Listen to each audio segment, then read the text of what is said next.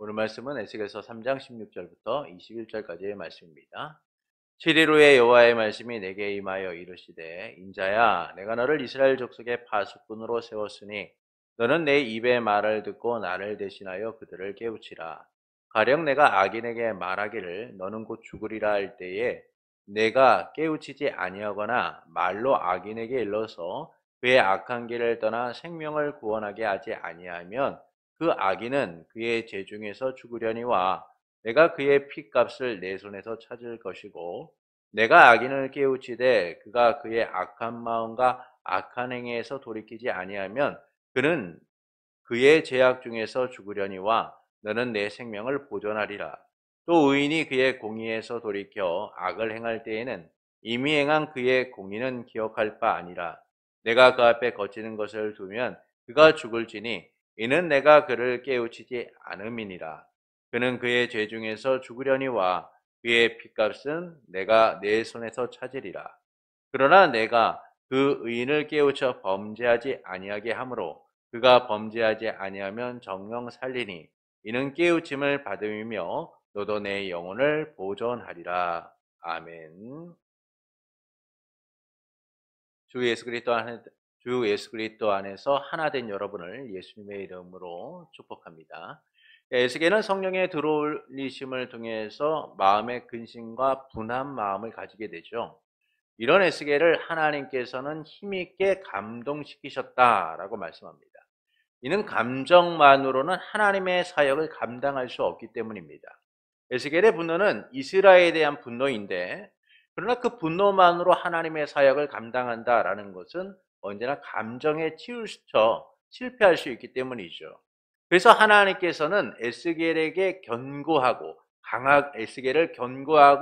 강하게 하셔서 주님의 사역을 온전히 감당하도록 만드십니다. 또한 그를 7일간 정결하게 하셔서 하나님의 부름을 받은 자로서 쓰이도록 하시죠. 그리고 본문은 하나님께서 에스겔을 이스라엘의 파수꾼으로 세우시는 내용입니다. 7일 후에 에스겔은 고대하던 하나님의 말씀을 듣게 됩니다. 인자야 내가 너를 이스라엘 족속의 파수꾼으로 세웠으니 너는 내 입의 말을 듣고 나를 대신하여 그들을 깨우치라. 여기서 깨우치라라는 말은 알게 하다, 깨닫게 하다라는 뜻보다는 경고하라는 뜻이에요. 그들에게 경고하라라고 말씀하고 있는 것이죠. 이제 주님의 말씀을 가지고 나아가면 됩니다. 그런데 말씀이 상당히 부담돼요. 가서 전하라, 가서 말하라, 가서 선포하라, 가서 경고하면 된다라고 말씀하시는 것으로 끝나는 것이 아니라 경고하지 않으면 그 핏값을 내 손에서 찾을 것이다 라고 말씀하고 있으니까요. 가서 경고하면 너도 내 영혼을 보존받을 것이다 라고 말씀하고 있는 거예요. 사실 이 얼마나 부담되는 말씀입니까? 가서 전하라, 경고하라 라고 말씀하시는 것으로 끝이는 것이 아니라 경고하지 않으면 너도 그에 대한 책임을 질 거라고 말씀하고 있는 거예요. 이를 통해서 말씀하시는 바는 무엇일까요? 세상은요, 자기 유익을 위해서 행동합니다. 그래서 내 것이 분명히 아닌데도 불구하고 내 것처럼 여기고 살아가는 이들도 있고 때로는 남의 것을 내 것으로 만들려고 하는 사람들이 있죠. 세상에서 정의나 도덕보다는 자기 유익을 위해서 사람들이 행동하기 때문인 겁니다. 내 유익을 위해서라면 어떤 일이든 서슴없이 행하려고 하는 이들이 있기 때문이죠. 그러나 세상은 이에 대하여 침묵하지 않습니다. 언제나 경고해요. 불법과 불의에 대하여 경고하고 있고 때로는 여러 경고들을 통하여서 우리의 삶을 바르게 이끌고자 세상도 노력을 합니다. 차를 타고 가다 보면 보이는 경고의 메시지들, 때로는 피서지나 계곡에 가면 보이는 경고의 메시지, 우리는 살면서 많은 경고들을 주변에서 보게 되고 확인하게 되죠. 곳곳에는 경고의 메시지가 존재합니다. 그런데도 불구하고 사람들은 이를 무시하고 살 때가 많아요. 경고의 메시지에 귀를 기울이지 않고 그냥 지나치기도 합니다. 그러나 경고의 소리에 주의를 한다면, 경고의 외침에 귀를 기울인다면 괜찮고 그의 삶이 보존받게 되죠. 그런데 사람들이 이것을 쉽게 무시하기 때문에 때로는 생각지도 못한 위험을 만나게 되고 그에 따른 대가를 치른 채 살아가기도 하죠. 사고가 나는 이유 중에 대부분은 경고를 무시하기 때문이에요. 그의 삶에 찾아온 위험하다는 소리에 경각심을 갖지 않고 있기 때문인 겁니다. 경고가 들릴 때 멈추면 괜찮은데, 경고가 들릴 때 중단하면 괜찮은데 사람들은 이를 무시한 채 쉽게 살아가기 때문이죠. 그리고 인류는 이와 같은 경고의 메시지를 무시한 일로 인하여 비참함을 경험하게 되었어요. 하나님께서는 첫사람 아담에게 경고의 메시지를 주셨습니다. 선악을 알게 하는 나무의 열매는 먹지 말라. 내가 먹는 날에는 반드시 죽으리라. 이 경고의 메시지는 그들을 넘어뜨리기 위한 것이 아니라 그들의 생명을 보존하고 그들이 더욱더 하나님의 은혜를 누리도록 하시고자 하나님이 주신 경고의 메시지예요. 하지만 아담과 하와는 이 경고의 메시지를 무시한 채 자기들이 하나님과 같이 되고자 한 결과로 인하여 자유와 생명을 잃어버리고 사망과 죄의 노예가 되어버렸죠. 존귀와 영광을 누릴 수 있는 자리에서 가장 비참한 상태에 놓이게 된 겁니다. 그들뿐입니까? 하나님의 경고의 메시지를 들었던 이스라엘 자손은 어떻습니까? 하나님께서는 너는 나 외에 다른 신을 내게 두지 말라라. 하늘로나 땅으로나 바다로나 어떤 형상도 내게 만들지 말라 라고 말씀하셨음에도 불구하고, 그것들을 섬기지 말라고 말씀하셨음에도 불구하고 이스라엘 백성은 하나님을 섬기는 일을 멀리한 채 우상을 섬김으로 인하여 하나님의 심판을 받게 되죠. 일로 인하여 그들은 영적 간음하고 바람난 인생이 되었고 하나님에 대한 두려움조차 모른 채 살아가다가 결국은 하나님의 심판과 진노에 의하여 바벨론의 포로로 끌려가기까지 합니다. 이처럼 이스라엘 백성은 끊임없는 하나님의 경고의 메시지에도 불구하고 지키지 않아 하나님의 진노를 경험하게 되죠. 그런데 하나님께서는 본문에서도 경고하라 라고 하시는 거예요. 에스겔에게 하나님을 대신하여 경고하라 라고 말씀합니다. 이미 하나님은 끊임없이 경고의 메시지를 선포하셨죠. 선지자들을 통해서 경고의 메시지를 전하셨어요. 그런데 하나님께서 에스겔에게 다시 경고하라 라고 말씀하고 있는 겁니다. 그런데 이 경고가 이전의 경고와는 다름을 우리에게 보여주고 있어요. 경고하지 않으면 에스겔에게 그 책임을 물을 것이다 라고 말씀하고 있기 때문인 겁니다. 이는 매우 이례적이죠. 하나님께서 선지자들에게 선포하라고 하셨을 때 선포하지 않음으로 인한 책임을 묻겠다라는 말씀은 그렇게 많이 나오지 않아요. 대부분은 하나님이 가서 전하라, 선포하라, 그들에게 알게 하라 라고 말씀하시고 그들은 당연히 그 하나님의 말씀을 따라 순종하는 모습들을 보게 됩니다. 그런데 하나님께서는 에스겔에게 경고하라 라고 하시면서 그렇지 않을 때에 책임을 묻겠다라는 거예요.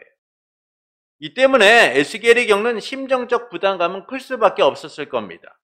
그럼에도 하나님은 에스겔에게 경고하지 않으면 책임을 묻겠다라고 하시는 거죠. 패역하고 듣지 않는 사람들을 향해서 에스겔을 파수꾼으로 세우시겠다라고 하시며 경고하라라고 하시는 거예요. 이를 통해서 말씀하시는 바가 무엇일까요? 하나님께서 백성의 생명을 지키시기 위함이다라는 사실을 알려주고 있는 거예요. 하나님께서 에스겔을 파수꾼으로 세우시고 경고하게 하시는 이유는, 그에게 부담감을 주시는 이유는 백성의 안전과 생명을 지키는 일이 중요하기 때문이에요. 하나님이 누구보다도 그 백성을 지키고자 하시기 때문인 겁니다. 곳곳에서 붙어있는 경고의 메시지들, 안전요원들이 불어대는 호루라기 소리, 이 모든 것이 보기에는 흉해 보이고 시끄럽게 들릴 수도 있어요.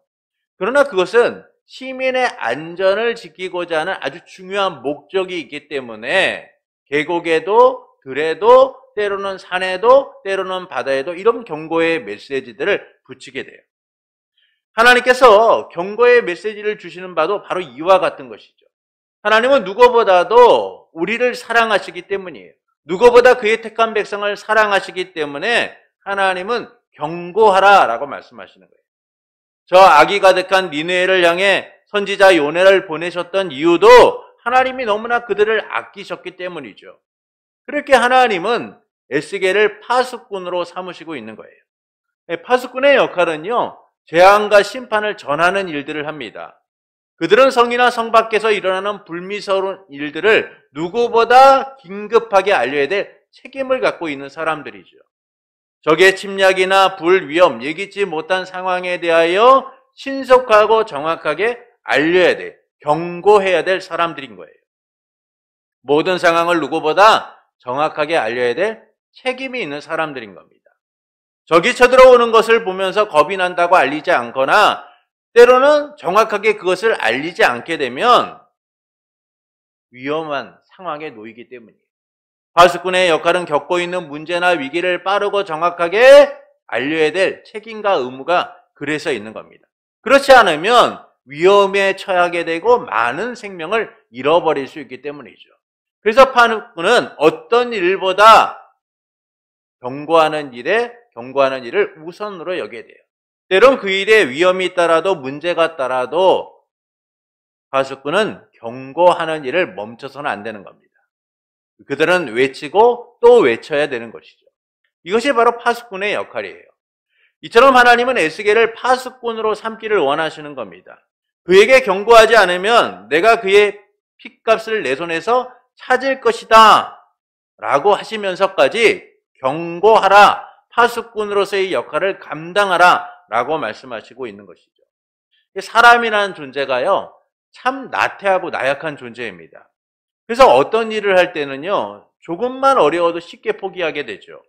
하지만 그 일에 대한 강한 부담감이 있고 자신에게 손해가 있다라는 사실을 알게 된다면 사람들은요, 쉽게 포기하지 않습니다. 힘들어도 끝까지 하게 되죠. 하나님이 에스겔을 파수꾼으로 세우시면서 이 부담되는 말씀을 하고 있는 이유도 그가 끝까지 그 사명을 감당하도록 하시기 위함인 거예요. 에스겔이 가야 될 곳은 쉬운 길이 아니죠. 배역하고 하나님의 말씀을 듣지 않는 그의 동족들에게 가서, 같이 사로잡힌 자들에게 가서 말씀을 전하는 일은 때로는 포기하고 싶은 마음도 생기고 때로는 내가 굳이 이렇게까지 해야 되나라는 생각도 들 정도로 매우 힘들고 어려운 일인 거예요. 그래서 주님께서는 말씀하시는 겁니다. 포기하지 않도록 파수꾼으로서 세우실 뿐만 아니라 그에 대한 책임을 함께 묻겠다라고 말씀하고 있는 것이죠. 왜 그럴까요? 당시 이스라엘에는 많은 파수꾼들이 있었습니다. 선지자, 선견자다라고 불리는 많은 이들이 있었어요. 하지만 그들이 이 일을 제대로 감당하지 않고 있었기 때문입니다. 이사야서 56장 10절에 보면은 하나님이 이스라엘의 파수꾼들에 대하여 다음과 같이 말씀합니다. 이스라엘의 파수꾼들은 맹인이요 다 무지하며 벙어리 개들이라, 짖지 못하며 다 꿈꾸는 자들이요 누워있는 자들이요 잠자기 좋아하는 자들이리. 이스라엘에도 파수꾼이 있었다는 거예요. 그들이 누굽니까? 선지자들이고 선견자다라고 말하는 이들이죠. 그런데 그들의 현실적 상황이 어때요? 짖지 않는다는 거예요. 경고하지 않는다는 것이죠. 선포하지 않는다는 것이죠. 보지 않고 알지 못하고 말하지 않고 그냥 꿈만 꾸는 사람들이라는 거예요. 누워있을 줄만 알고 잠자기만 좋아하고 그들의 편안하고 안락한 생활만을 위하여 그렇게 살아가는 이들이라는 거예요. 하나님이 부르신 목적을 따라서 경고하는 자들이 아니라 그냥 자기 편한 대로 살아가는 자들이었다는 거예요.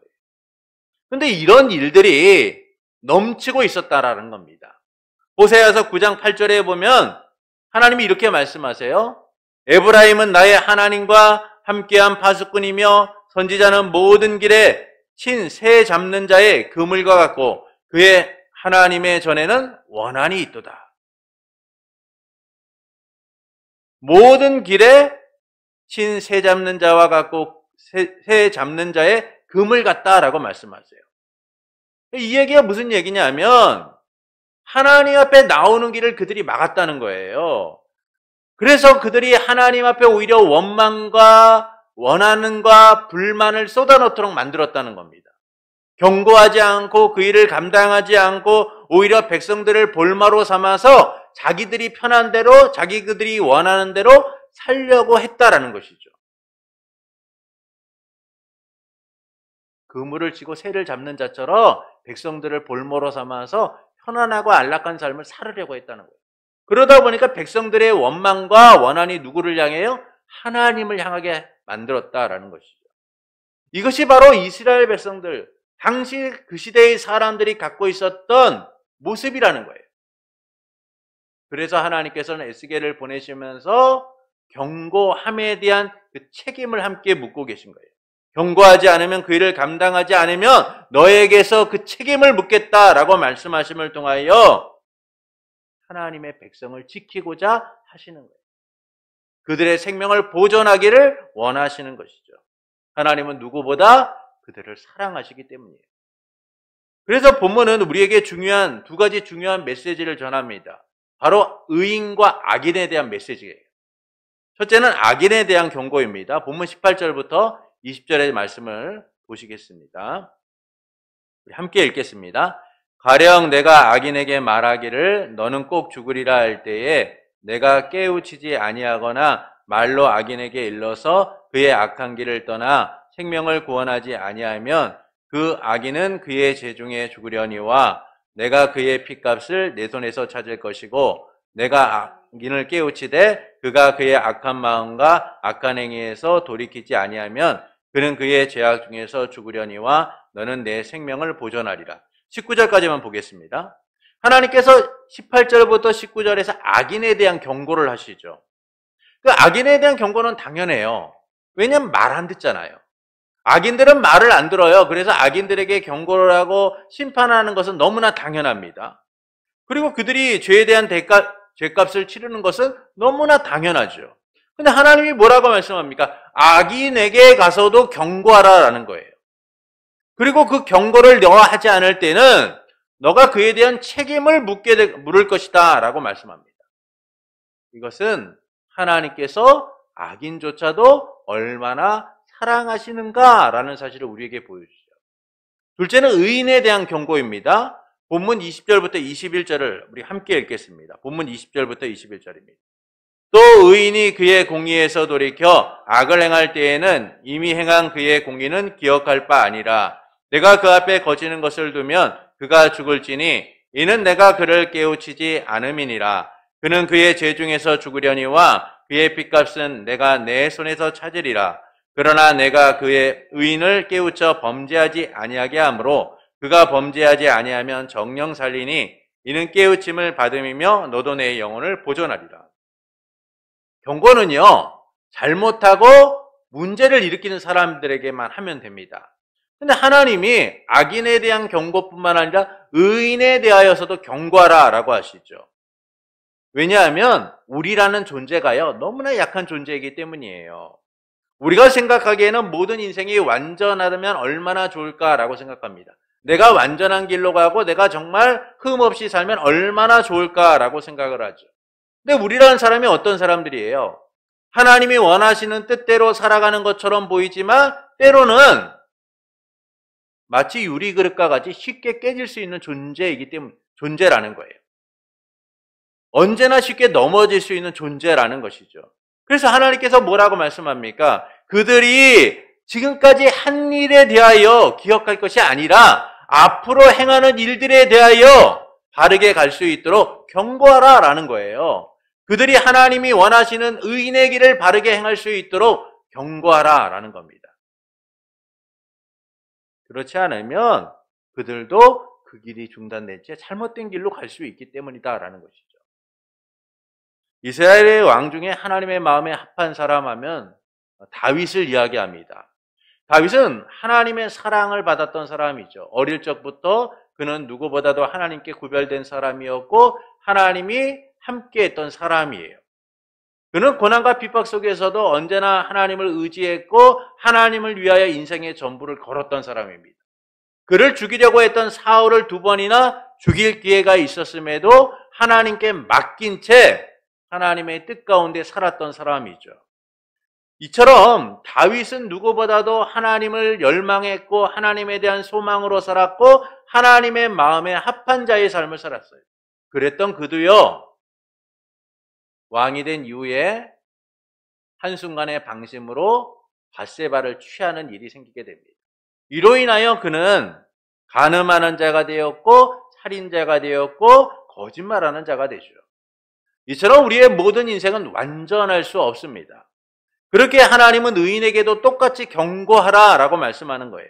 이 경고는요, 공포감을 조성하고 두려움을 주기 위한 게 아니에요.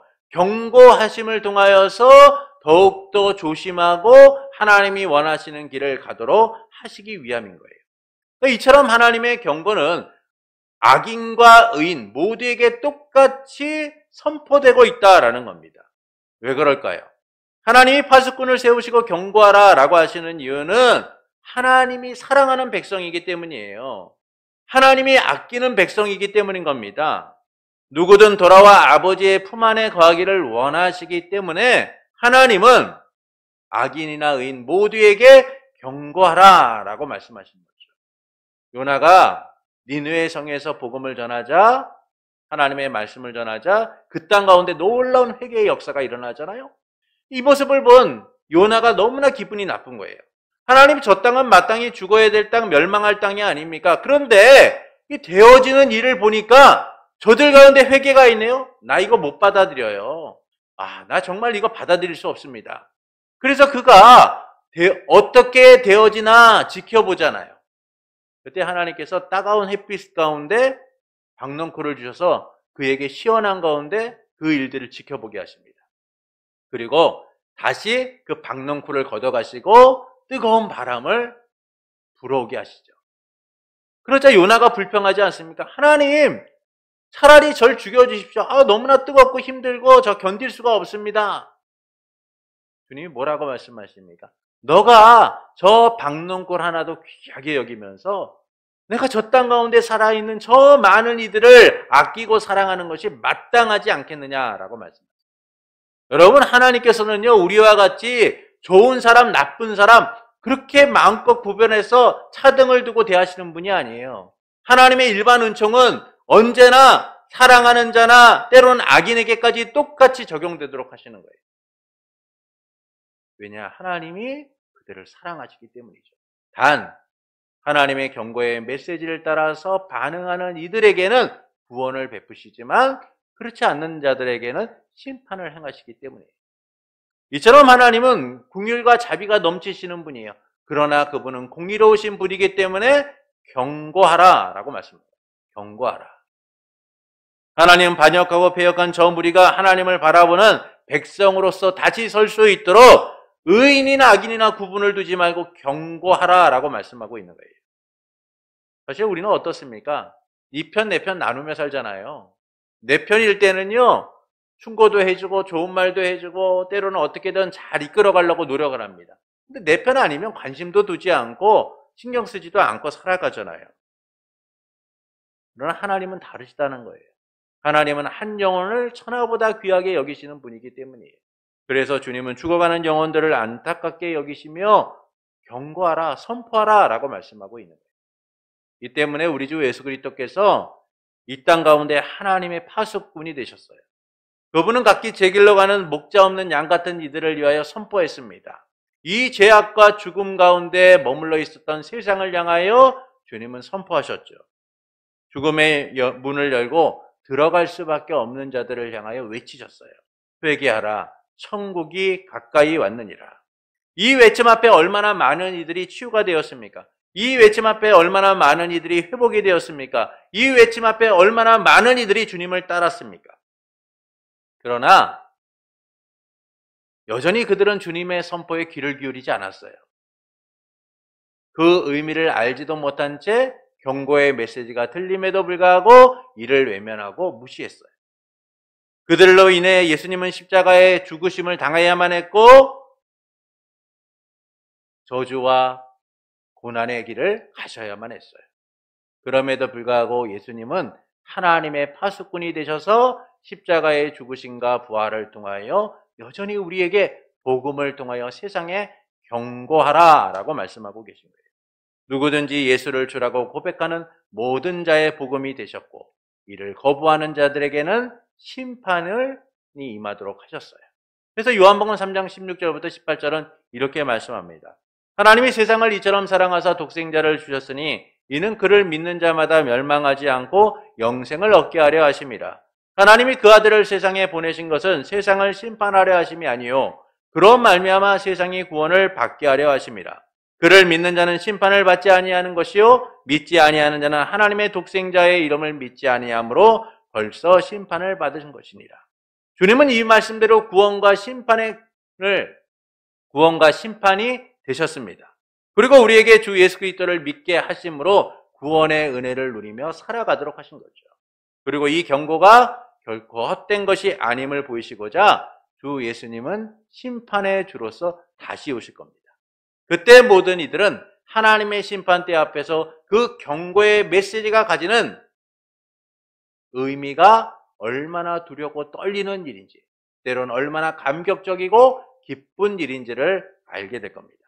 예수 그리스도를 주라고 고백하는 이들은 무죄의 선고를 통하여 기쁨과 감격을 누리게 될 것이고, 예수님을 부인하는 이들은 유죄의 선고를 통하여 그들의 삶에 찾아온 영원한 멸망과 죽음이 얼마나 고통스럽고 두려운지를 알게 될 거예요.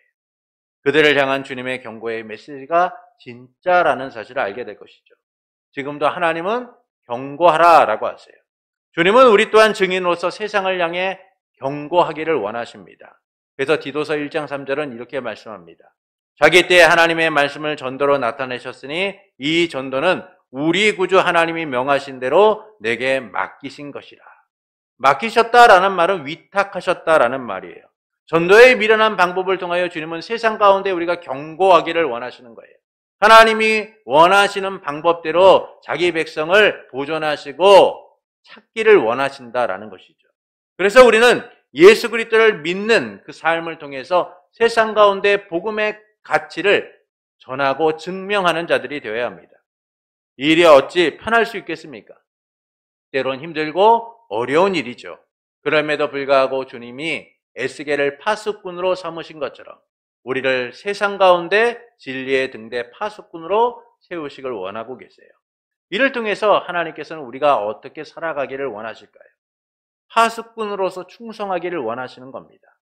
그러나 일은 어렵습니다.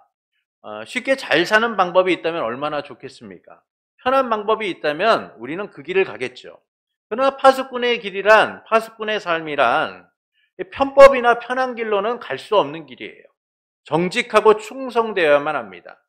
힘들어도 어려워도 위기가 닥쳐도요, 정직해야만 하는 거예요. 그래서 사도 바울은 고린도전서 4장 1절부터 2절에서 사람이 마땅히 우리를 그리스도의 일꾼이요 하나님의 비밀을 맡은 자로 여길지어다. 그리고 맡은 자들에게 구할 것은 충성이니라 라고 고백합니다. 하나님의 비밀을 맡은 자들은 충성되어야 돼요. 우리가 편한 대로 우리가 원하는 대로 살아가는 것이 아니라 하나님이 원하시는 방식대로 하나님이 원하시는 뜻대로 우리는 충성된 삶을 살아가야 하는 겁니다. 주님 앞에 정직하고 신뢰할 만한 자로서 서기 위하여 힘써야만 하시죠. 그래서 힘들어도 우리는 끊임없이 외치는 삶이 되어야 됩니다. 파수꾼으로서 세상 가운데 하나님의 복음을, 하나님의 경고의 메시지를 담대하게 전할 수 있어야 돼요. 그러나 모두가 선포된 메시지를 환영하는 것은 아니죠. 그래서 그 일이 힘들고 어려워요. 어떤 이들은 노골적으로 우리를 협박하고 때로는 우리의 말을 무시하는 경우도 있습니다. 그래서 주저하게 되고 포기하고 싶은 마음도 들 때도 있죠. 그러나 경고의 메시지는 중단되어서는 안 됩니다. 그들이 의인이건 악인이건 우리 주 예수 그리스도를 믿건 믿지 않건 모두에게 경고의 메시지는 중단되어서는 안 돼요. 계속 선포되어야만 합니다. 왜 이렇게까지 경고하며 전해야 할까요? 하나님이 그의 사랑하는 백성을 살리고 지키시는 방법이기 때문이에요. 하나님이 전도를 통하여 그의 택한 백성들을 주님의 품으로 이끄시는 초대의 방법이기 때문입니다. 그래서 우리는 이 일을 맡은 자들로 충성되어야만 합니다. 잠시 힘들어도 어려워도 우리는 매일 복음을 선포하는 일들을 위하여 충성된 삶을 살아가야 합니다. 일본은요, 지진이 참 많이 나는 곳입니다. 하지만 지진이 나도 많은 인명피해가 일어나지 않는 곳이죠. 왜냐하면 그들은 지속적으로 자주 경고하고 훈련하기 때문이에요. 누구도 이 일에 대하여 지겹다, 왜 이렇게 하느냐라고 말하는 사람이 없습니다. 그들은 사이렌 소리만 들려도요, 바로 훈련된 방식대로 경고의 메시지대로 행동하기 때문이죠. 경고가 들리면 그들은 몸을 움직입니다. 경고가 들리면 자세를 갖추죠. 경고가 들리면 모두가 하나 되어 행동하게 돼요. 이처럼 그들이 행동하고 반응하는 것은 오랫동안 듣고 훈련했기 때문이죠. 이처럼 파수꾼은 이 임무는 듣는 이들이 반응할 수 있도록 계속 경고해야 되는 거예요. 그래야만 살기 때문입니다. 그래야만 위기를 이겨낼 수 있기 때문이죠. 생명을 구할 수 있기 때문이에요. 지금도 경고의 메시지를 듣지 않고 죽어가는 많은 이들이 있습니다. 내 이웃과 내 친구와 내 형제와 내 가족과 내 주변의 많은 이들이 경고의 메시지를 듣지 않은 채 죽어가는 이들이 참 많아요. 그럼에도 불구하고 우리의 메시지는 멈춰서는 안 됩니다. 지금이라도 그들을 향해 주 예수 그리스도를 전할 수 있어야 돼요. 불이 난 현장에 있는 사람들은 불이야 라고 당연한 듯이 외칩니다. 왜냐하면 침묵하는 순간 많은 생명을 잃을 수 있기 때문이죠. 그래서 그들은 보는 순간 외칩니다. 불이야. 이처럼 우리도 죽어가는 영혼들을 향하여 외쳐야만 합니다. 우리 주 예수 그리스도 외에는 구원이 없다라는 사실을 외쳐야만 합니다. 주 예수 그리스도를 믿는 것이 구원이며 그렇지 않으면 심판이다라는 사실을 외쳐야만 합니다. 이 일로 인하여 비난을 받아도 상처를 받아도 외면받아도 우리는 이 일을 멈춰서는 안 됩니다. 주님이 이 일을 위하여 우리를 복음의 증인으로 부르셨고 우리에게 또한 경고하라, 선포하라 라고 말씀하시기 때문이죠. 그러므로 힘들어도 세상에 주님의 경고의 메시지를 전하는 성도가 되시는 것은 어떨까요? 힘들지만 주님을 신뢰할 만한 자로, 주님이 신뢰할 만한 자로, 충성스러운 자로 파수꾼의 삶을 살아가는 성도가 되시는 것은 어떨까요? 사랑하는 성도 여러분, 하나님은 에스겔을 이스라엘의 파수꾼으로 삼으시며 그에게 경고하라 라고 하십니다. 그렇지 않으면 책임을 묻겠다라고 하시죠. 이는 하나님께서 백성의 생명을 지키시기 위함입니다. 모든 인생은 약한 존재입니다. 그렇게 하나님은 사망을 향해 죽음을 향해 주님과 멀리 떨어져 가고 있는 그들을 살리시고자 경고하라라고 하시죠. 파수꾼을 세워 살아가는 백성들의 생명을 지키고 그들이 주님의 품 안으로 다시 돌아오도록 초대하고 계신 거예요. 그리고 하나님께서는 죄와 사망으로 인해 죽을 수밖에 없는 우리를 향해 예수 그리스도를 보내셔서 그분의 십자가의 죽으심과 부활을 통하여 우리가 하나님의 자녀로 살아가도록 만드셨습니다. 그리고 주님은 우리를 증인으로 세워 파수꾼의 삶을 살아가기를 명령하셨죠. 이를 통해 하나님께서는 우리가 어떻게 살아가기를 원하실까요? 파수꾼으로서, 증인으로서 충성되기를 원하십니다. 그러나 일은 힘들고 어려운 일입니다. 세상이 우리의 메시지를 기쁘게 받아들이지 않기 때문이죠. 때로 우리의 삶 가운데 생각지도 못한 위협과 어려움이 닥칠 수도 있어요. 그럼에도 불구하고 우리는 주님이 우리에게 명령하신 바를 따라서 세상 가운데 담대하게 선포할 수 있어야 됩니다. 주님의 말씀을 따라 경고할 수 있어야 돼요. 그때 우리는 주님이 원하시는 충성된 자로서 복음의 증인으로 살아갈 수 있게 되는 겁니다. 그들이 듣지 않아도 외쳐보십시오. 외면해도 말해보십시오. 거부해도 경고하십시오.